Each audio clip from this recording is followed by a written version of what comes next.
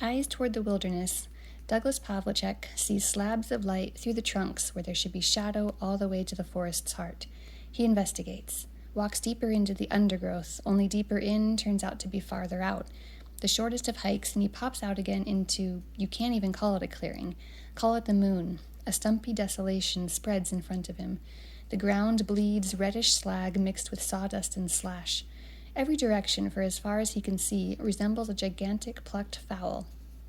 It's like the alien death rays have hit, and the world is asking permission to end. He stumbles back through the curtain of concealing trees, crosses the road, and peers through the woods on the other side. More moonscape stretches down the mountainside. He starts up the truck and drives. The route looks like forest mile after emerald mile, but Dougie sees through the illusion now. He's driving through the thinnest artery of pretend life, a scrim hiding a bomb crater as big as a sovereign state. The forest is pure prop, a piece of clever artistry. The trees are like a few dozen movie extras hired to fill a tight shot and pretend to be New York. He stops at a gas station to tank up. He asks the cashier, have they been clear-cutting up the valley? The man takes Dougie's silver dollars. Shit, yeah. And hiding it behind a little voter's curtain? They're called beauty strips, vista corridors. But isn't that all national forest? The cashier just stares like maybe there's some trick to the question's sheer stupidity. I thought national forest was protected land. The cashier blows a raspberry big as a pineapple. You're thinking national parks. National forest's job is to get the cutout cheap to whoever's buying.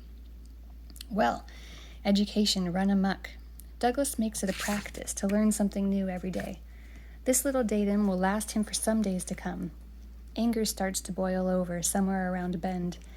It's not just the hundreds of thousands of acres that have vanished on him from one morning to its adjacent afternoon. He can accommodate the fact that Smokey Bear and Ranger Rick are socking away pensions paid by a warehouser, but the deliberate, simple-minded, and sickeningly effective trick of that highway-lining curtain of trees makes him want to smack someone. Every mile of it dupes his heart just like they planned. It all looks so real, so virgin, so unspoiled. He feels like he's on the Cedar Mountain from that Gilgamesh, which he found back in the ranch library and read to the horses last year. The forest from the first day of creation.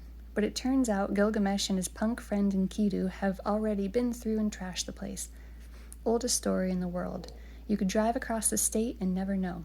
That's the fury of the thing.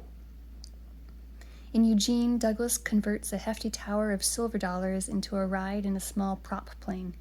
Just take me in the biggest circle you can make for the money.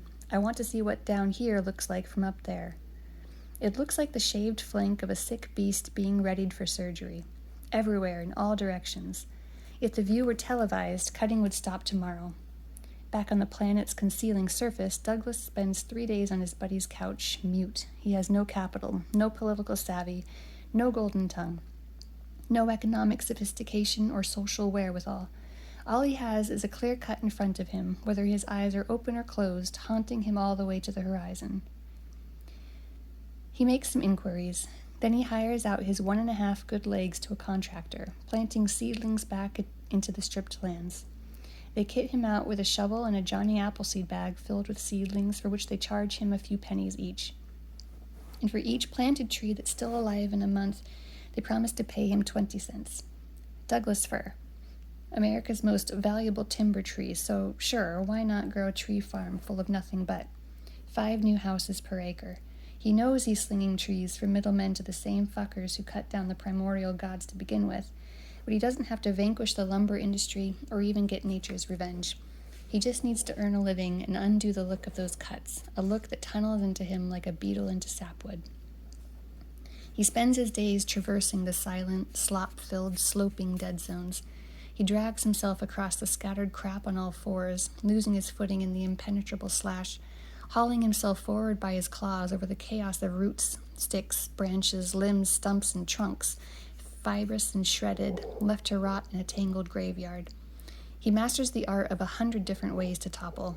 He stoops, makes a little wedge in the ground, stuffs in a seedling, and closes the hole with a loving nuzzle from his boot tip. Then he does that again and again, in starbursts and scattered nets, up hillsides and down denuded gullies, dozens of times an hour, hundreds of times a day, thousands by thousands every week until his whole throbbing 34-year-old body puffs out like it's filled with viper venom. Sometimes he works alongside other tree slingers, some of whom speak no language he recognizes. He meets hikers who want to know where the forests of their youth have gone. The seasonal pineros come and go, and the hardcores like him keep on. Mostly it's him and the brute, blank, stripped-down rhythm of the work. Wedge, squat, insert, stand, and boot-tip seal. They look so pitiful, his tiny Douglas firs, like pipe cleaners, like props for a train set. From a distance, spread across these man-made meadows, they're a crew cut on a balding man.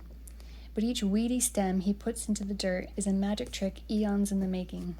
He rolls them out by the thousands, and he loves and trusts them as he would dearly love to trust his fellow men.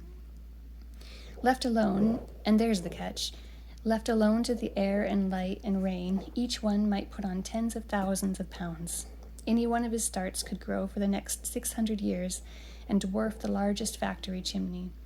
It could play host to generations of voles that never go to ground and several dozen species of insects whose only desire is to strip their host bare. Could rain down 10 million needles a year on its own lower branches, building up mats of soil that grow their own gardens high in the air. Any one of these gangly seedlings could push out millions of cones over the course of its life, the small yellow males with their pollen that floats across entire states, the drooping females with their mouse tails sticking out from the coil of scales, a look he finds dearer than his own life.